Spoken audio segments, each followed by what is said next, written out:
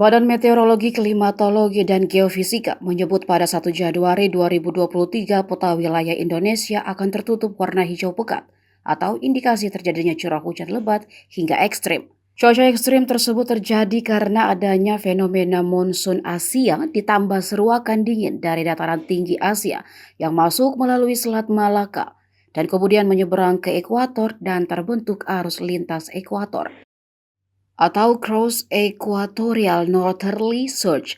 BMKG memperkirakan fenomena ini mulai terjadi pada hari ini, Rabu 28 Desember, yang akan menyelimuti wilayah Jawa Timur hingga Nusa Tenggara. Kemudian pada 29 Desember, potensi cuaca ekstrim tersebut meluas ke Jawa Barat, Sumatera bagian selatan, barat, dan sebagian wilayah Jawa Tengah, Jawa Timur hingga Nusa Tenggara, dan wilayah selatan Papua. Bahkan berdasarkan perkembangan dinamika atmosfer, satu peta wilayah Indonesia tidak terlihat karena tertutupi warna hijau tua pekat. Cuaca ekstrim ini lanjut BMKG akan mulai melemah pada 5-6 Januari 2023.